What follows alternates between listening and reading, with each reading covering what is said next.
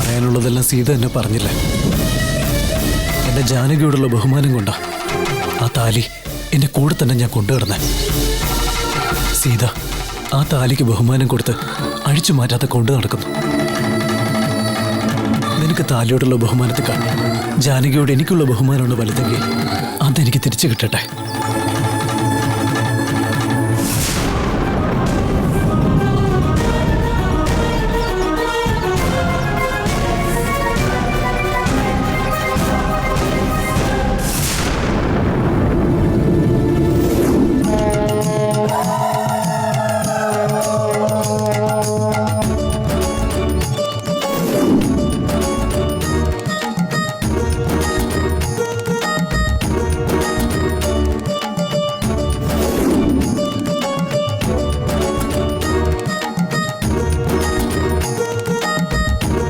അതെ, ഈ സ്വാമിയുടെ കാല് തൊട്ട് വന്ദിച്ച കാശുകാരാകുന്നും പറഞ്ഞ് ഇങ്ങോട്ട് കൂട്ടിക്കൊണ്ടു വന്നിട്ട് എന്നിട്ട് ഈ സ്വാമിയുടെ കാലിലൊന്നും തൊടാൻ പറ്റണില്ലല്ലോ ഇത്രയും നേരമായിട്ട്. ഇതുവല്ല നടക്കൂ ചേട്ടാ. ഞാൻ പറഞ്ഞതൊക്കെ സത്യമാടി. സ്വാമിയുടെ കാല് തൊട്ടാ നമ്മളുടനെ പണക്കാരാകും. സ്വാമി ആശീർവാദം തരാനായിട്ട് ഓരോരുത്തരായിട്ട് വിളിക്കും. അപ്പൊ സ്വാമിയുടെ കാല് തൊട്ട് വന്ദിക്കാം. അതുവരെ നീ ഇങ്ങനെ ട്രൈ ചെയ്തോണ്ടിരിക്കേ.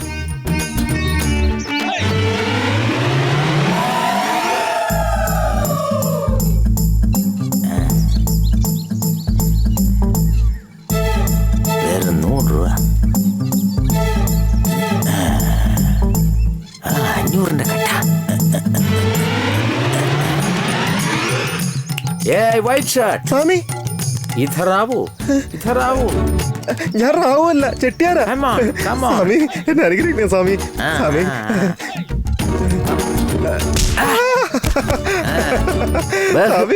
എനിക്ക് അനുഗ്രഹം കിട്ടി. എനിക്ക് അനുഗ്രഹം തന്നു സ്വാമി. എനിക്ക് അനുഗ്രഹം തന്നു സ്വാമി. സ്വാമി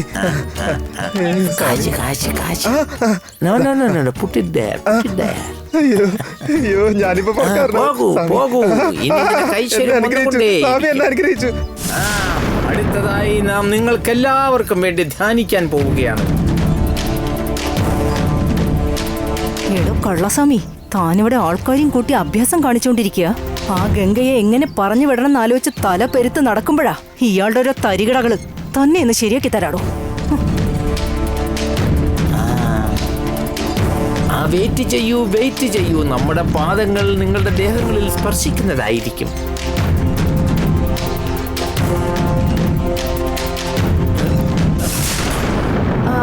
എന്താ എല്ലാവരും കാണിക്കുന്നേ? പകൽ പൂജയാണ് ഭക്തേ. എന്റെ പവർ എന്താണെന്ന് മനസ്സിലാക്കി ആളുകൾ വരുന്നു, ആശീർവാദം വാങ്ങുന്നു, തിരികെ പോകുന്നു. അയ്യോ, കണ്ടാലും മതി.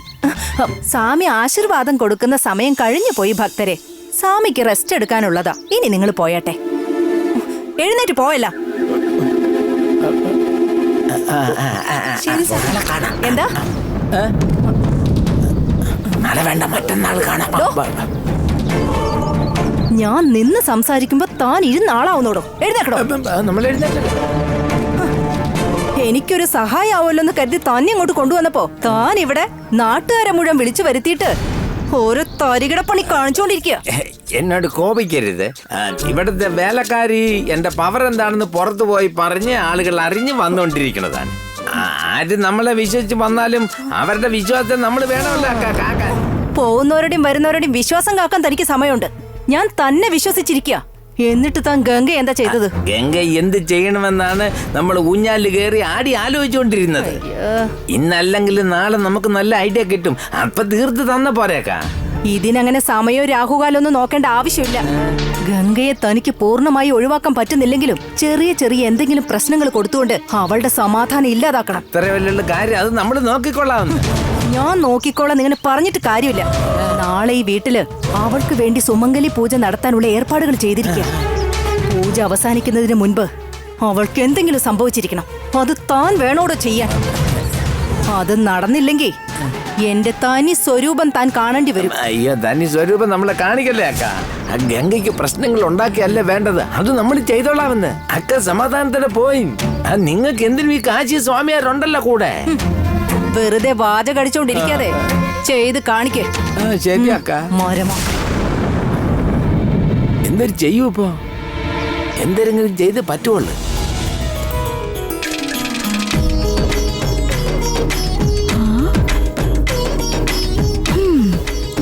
എത്രയോ വിളക്ക് തേച്ച് വൃത്തിയാക്കിയിട്ടുള്ളതാ. പക്ഷെ അത് ഒരിക്കലും ഇതുപോലെ പ്രകാശിച്ച് കണ്ടിട്ടില്ല. എനിക്കറിഞ്ഞൂടാ എന്ത് മായമാണോ ഇത്. കൊത്തുവിളക്ക് കിടന്ന് തിളങ്ങുമല്ലേ. എപ്പോഴൊക്കെ എന്നെ പുകഴ്ത്താൻ പറ്റുമെന്ന് കാത്തിരിക്കുവാണല്ലേ ഗംഗ നീ. പുകഴ്ത്താതിരിക്കാൻ പറ്റുമോ? എന്റെ കുട്ടിക്കാലം മുതൽ ഞാൻ ഈ വീട്ടിലാ വളർന്നത്.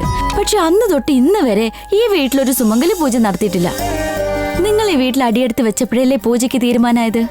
അപ്പൊ ഇനി അങ്ങോട്ട് എല്ലാം നല്ലത് മാത്രമേ ഭവിക്കൂ എന്നുള്ളതിന്റെ ലക്ഷണമായിട്ടാണ് ലക്ഷ്മി ദേവി നിങ്ങളിലൂടെ പറയിപ്പിച്ചത്. അതെ അതെ, ഈ പൂജ ഗംഗയുടെ സന്തോഷത്തിന് വേണ്ടി അരുണേട്ടൻ തന്നെ മുൻകൈ എടുത്ത് ഏർപ്പാട് ചെയ്തതാ. അങ്ങനെ പുകഴ്ത്താൻ എന്തെങ്കിലും ഉദ്ദേശം ഉണ്ടെങ്കിലേ നേരെ അവിടെ ചെന്നങ്ങ് പറഞ്ഞാ മതി. അദ്ദേഹത്തിന് അതൊന്നും ഇഷ്ടമല്ല. പുകഴ്ത്തി പറയാനാണെങ്കിൽ എനിക്ക് ഒരുപാട് കാര്യങ്ങൾ പറയാനുണ്ട്. സീത എനിക്ക് വേണ്ടി ഒരു കാര്യം ചെയ്യോ? എന്നോടുള്ള സ്നേഹം കാരണം ഇങ്ങനെ എല്ലാം ഓവറാക്കി ചെയ്യരുതെന്ന് അദ്ദേഹത്തോടൊന്ന് പറയോ? ഭർത്താവ് തന്നെ സ്നേഹിക്കണമെന്നാണ് എല്ലാ ഭാര്യമാരും ആഗ്രഹിക്കുന്നത്. നീ മാത്രം എന്താ ഇതൊന്നും വേണ്ടെന്ന് പറയുന്നത്? ഈ കുട്ടികളിക്കൊന്നും എന്നെ കൂട്ടുപിടിക്കാൻ നിൽക്കണ്ട, എന്നെ അങ്ങ് വിട്ടേക്ക്. എനിക്ക് മനസ്സിലായി. ഇങ്ങനെയൊക്കെ പറഞ്ഞ് പതുക്കെ ഒഴിവാവാൻ നോക്കല്ലേ? ശരിയല്ലേ? എന്താ ഇത്? ഞാൻ പോയപ്പോഴും ചിരിച്ചോണ്ടിരിക്കുകയായിരുന്നു, വന്നപ്പോഴും ചിരിച്ചു കളിച്ചോണ്ടിരിക്കുന്നു.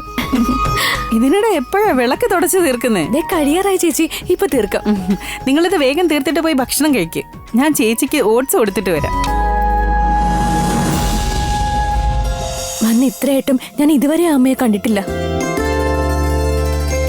ഞാനും കൂടി ചേച്ചിയോടൊപ്പം വന്നോട്ടെ. അതിനെന്താ, വാ മോളെ. ഞാൻ പോയിട്ട് വേഗം വരാം ഗംഗെ. ശരി ശരി, പോയിട്ട് വാ, ഞാൻ വൃത്തിയാക്കാം. ശരി, ചെല്ല്. വാ മോളെ, വാ.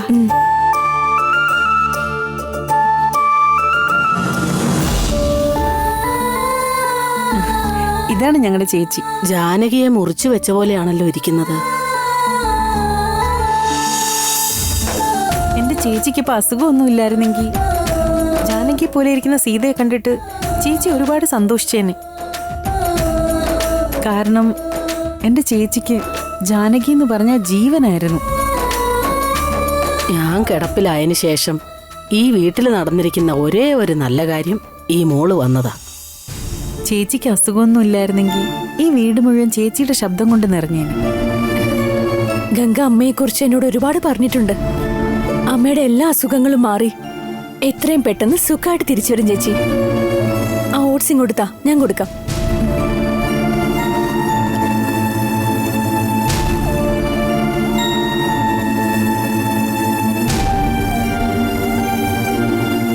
അമ്മേ, നമുക്ക് ഭക്ഷണം കഴിച്ചാലോ?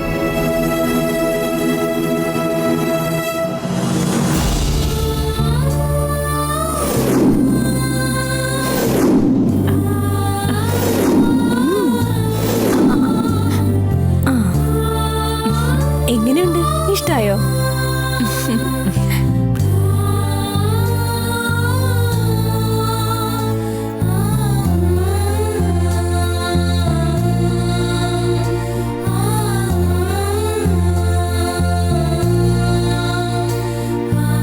ഞാൻ കൊടുക്കുമ്പോൾ ചേച്ചി പാതിയെ കഴിക്കാറുള്ളൂ. പക്ഷേ സീത കൊടുത്തപ്പോ മിച്ചം വെക്കാതെ മുഴുവനും കഴിച്ചല്ലോ. മരുന്നുകൾ എന്തെങ്കിലും കൊടുക്കാനായിട്ടുണ്ടോ ചേച്ചി? ഇല്ല മോളെ, അങ്ങനെ മരുന്നുകളൊന്നുമില്ല. ചേച്ചി ഉറങ്ങിക്കോട്ടെ, നമുക്ക് പോവാം. ഞാൻ പോയിട്ട് വരാട്ടോ അമ്മേ. സുഖമായിട്ട് ഉറങ്ങിക്കോ. Good night.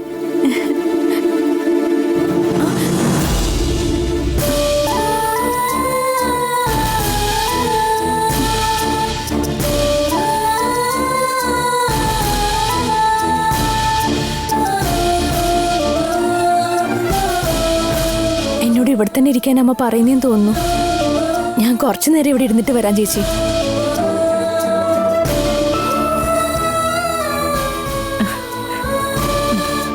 ശരി മോളെ.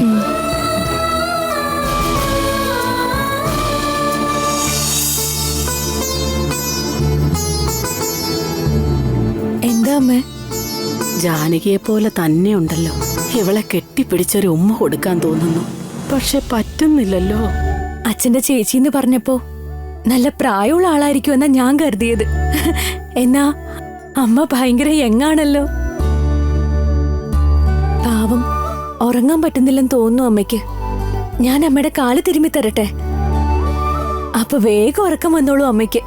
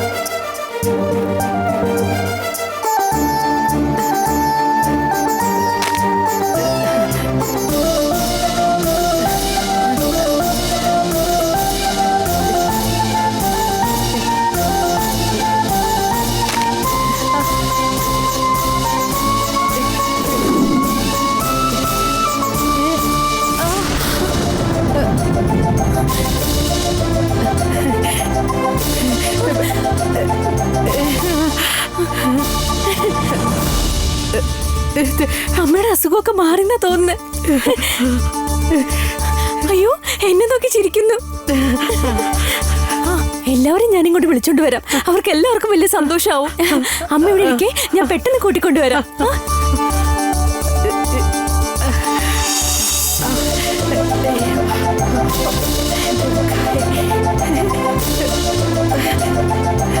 ചേച്ചി, ഗംഗേ, രുക്മിണിയമ്മ എഴുന്നേറ്റിരുന്നു. എന്നെ നോക്കി ചിരിക്കുകയും ചെയ്തു. സത്യമാണോ പറയുന്നേ? എന്നാ നമുക്കൊരു കാര്യം ചെയ്യാം, അദ്ദേഹത്തെ അച്ഛനെ വിവരം അറിയിക്കാം. അച്ഛാ, അച്ഛാ. എന്താ മോളെ, എന്തിനാ ഇങ്ങനെ ഓടി വരുന്നേ? രുക്മിണി ചേച്ചി എഴുന്നേറ്റുന്നു. എന്താ ചിരിച്ചോത്രേ. സത്യമാണോ? സംസാരിക്കാൻ ചെയ്തോത്രേ. അതെ കിളവി എണീറ്റെന്നോ, ചിരിച്ചെന്നോ? അയ്യോ, എന്താ പറഞ്ഞിട്ടുണ്ടാവോ?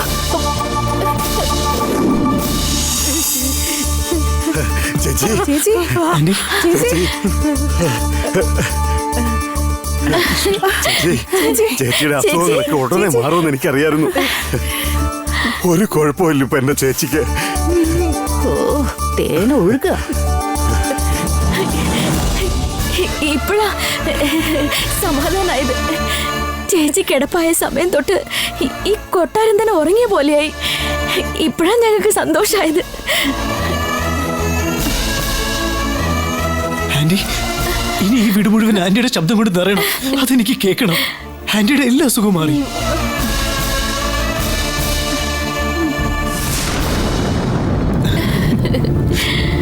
ചേച്ചി ഇങ്ങനെ വയ്യാതെ കിടന്നത് ഞങ്ങൾക്ക് എല്ലാവർക്കും സങ്കടമായിരുന്നു.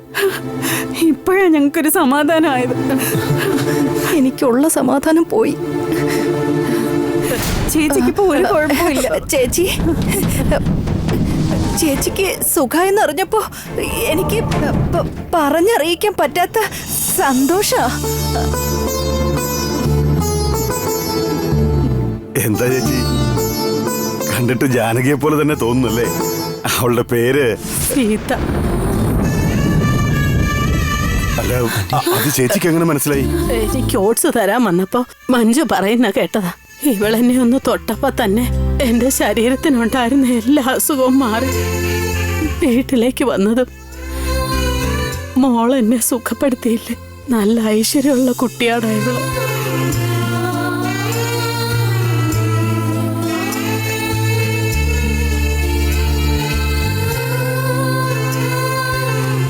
നിമിത്തങ്ങളിലും രാശിയിലും ഒന്നും ചേച്ചിക്ക് വിശ്വാസമില്ല.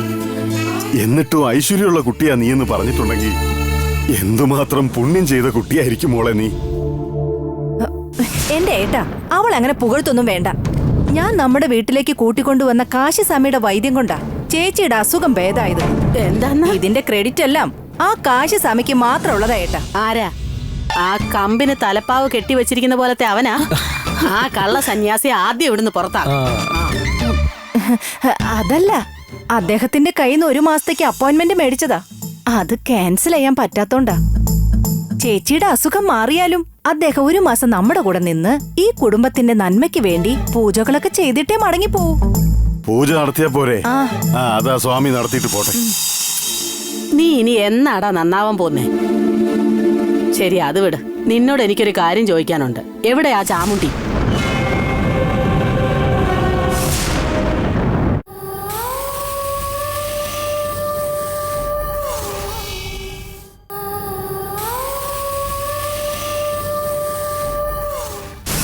പൂജ നടത്തിയാ പോരെ? അതാ സ്വാമി നടത്തിയിട്ട് പോട്ടെ. നീ ഇനി എന്നാടാ നന്നാവാൻ പോന്നേ? ശരി, അത് വിട്. നിന്നോട് എനിക്കൊരു കാര്യം ചോദിക്കാനുണ്ട്. എവിടെയാ ചാമുണ്ടി?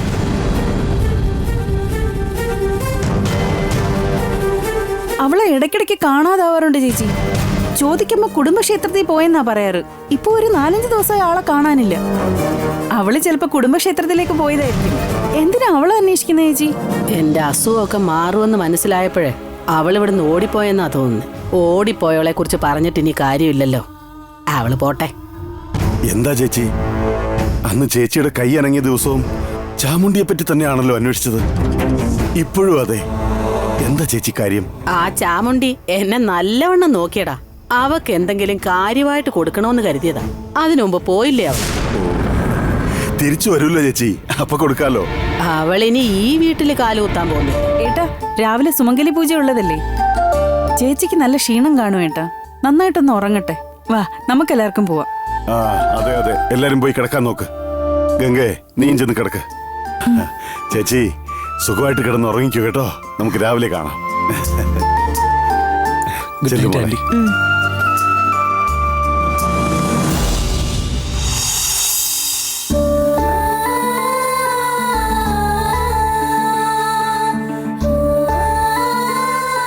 എനിക്ക് അനുഗ്രഹം തരണോ അമ്മേ?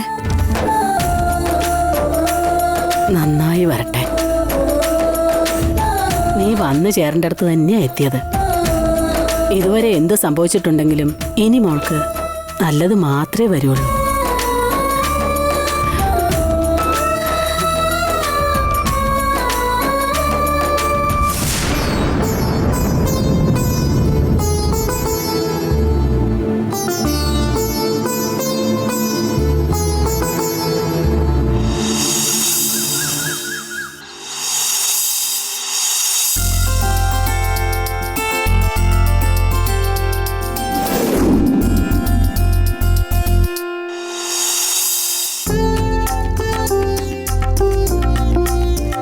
റെഡിയാണോ?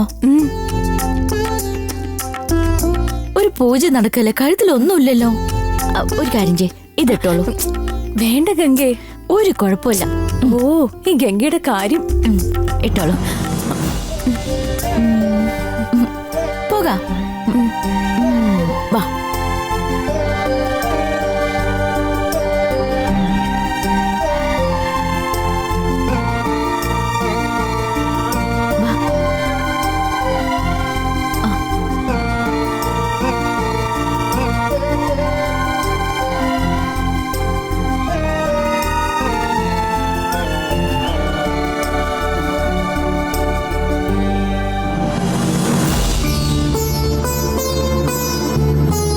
മോളെ സീതേ, ഈ ഗംഗ കുങ്കുമം ചന്ദനമൊക്കെ തൊടിച്ച് നിന്നെ വിശ്വാസിയാക്കിയോ?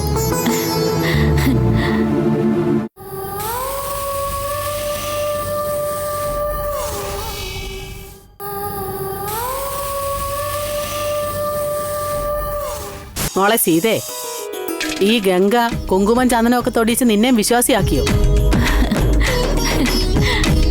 നിനക്കും എന്നെ പോലെ അന്ധവിശ്വാസങ്ങൾ ഇല്ലാത്തവളായിരുന്നൂടെ? ചേച്ചിക്ക് ഇതിലൊന്നും വിശ്വാസം ഇല്ലെങ്കിൽ എന്താ? പാവം സീത, അവളെ എന്തിനാ ചേച്ചിയുടെ കൂടെ കൂട്ടാൻ നോക്കുന്നേ? അവളെങ്കിലും ഈ അന്ധവിശ്വാസത്തിൽ നിന്ന് രക്ഷപ്പെടട്ടെ എന്ന് വിചാരിച്ചിട്ടാ. അതിന് നിങ്ങൾ സമ്മതിച്ചിട്ട് വേണ്ടേ? അതറിയാലോ ചേച്ചിക്ക്. അപ്പൊ പിന്നെ എന്തിനാ പറയാൻ നിക്കുന്നേ? ചേച്ചി അവിടെ എവിടെയെങ്കിലും ഇരുന്ന് ഈ പൂജയൊക്കെ കണ്ട് ആസ്വദിച്ചാ മതി. വീടിന്റെ ടെറസിൽ കയറി പൊരി വെയിലത്ത് നിൽക്കേണ്ടി വന്നാലും ഞാൻ ഈ പൂജയും മന്ത്രമൊന്നും കണ്ടോണ്ട് നിൽക്കാൻ പോകുന്നില്ല.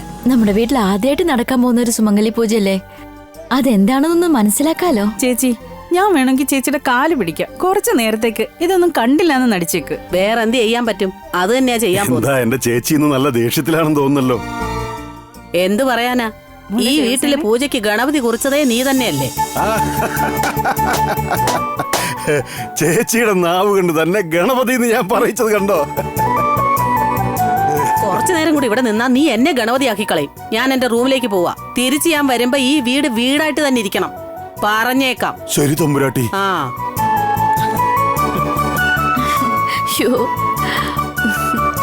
മഞ്ജു, ചേച്ചി തിരിച്ചു വരുന്നതിന് മുമ്പ് തന്നെ നമുക്ക് പൂജയൊക്കെ അവസാനിപ്പിക്കണം. അല്ല, പൂജ ചെയ്യാൻ വേണ്ടി ഏതോ ഒരു അമ്മ വരുമെന്ന് പറഞ്ഞിട്ട് അവരെത്തി. ഉടനെ വരുവേട്ടാ.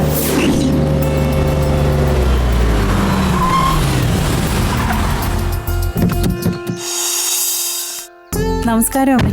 സുഖായിരിക്കുന്നു? സുഖായിരിക്കുന്നു. കഴിഞ്ഞ സുമംഗലി പൂജയ്ക്ക് ഞാൻ നിങ്ങളുടെ വീട്ടിലേക്ക് വന്നു.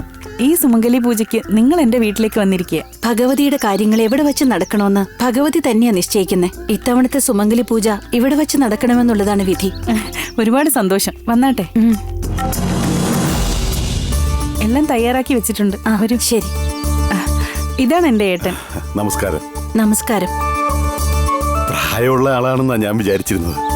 നിങ്ങൾക്ക് പൂജ ആരംഭിക്കാനായിട്ടുള്ള എല്ലാ കാര്യങ്ങളും റെഡിയാ. ഭഗവതിക്ക് സർവാർത്ഥ സാധിക എന്നൊരു പേരുണ്ട്. പൂജയും കാര്യങ്ങളും എല്ലാം ഭംഗിയായി നടത്തുവമ്മ. ഉള്ളിലേക്ക് വരാം. പൂജ ആരംഭിച്ചോളൂ. ശരി. നമസ്കാരം സാർ. വാ. Lot of ladies. പൂജ നടത്താനുള്ളവരൊക്കെ വന്നു കഴിഞ്ഞു. ഈ വീട്ടിൽ ഇനി ഒരു നല്ല കാര്യം നടക്കുന്നുണ്ടെങ്കിൽ അതെന്റെ മോളുടെ കല്യാണമായിരിക്കണം. അതിന്റെ ഇടയിൽ ഒരു നല്ല കാര്യം ഈ വീട്ടിൽ നടന്നുകൂടാ. അത് തന്നെയല്ലേ അക്ക 4 മണിക്ക് രാവിലെ കുത്തിപ്പൊക്കി നമ്മളോട് പറഞ്ഞത്. എന്നിട്ടും ഇങ്ങനെ വെറുതെ മണ്ണുണ്ണിയെ പോലെ നിക്കല്ലേ താൻ? എന്നെ കാണാൻ ചിലപ്പോ മണ്ണുണ്ണി മാതിരി ആയിരിക്കും ഇരിക്കണം. എന്നാല് ഇവിടെ നടക്കാൻ പോണ പൂജകള് എങ്ങനെ നിർത്താമെന്ന് ശകുനിയെ പോലെയാണ് നമ്മൾ ആലോചിച്ചോണ്ടിരിക്കുന്നത്.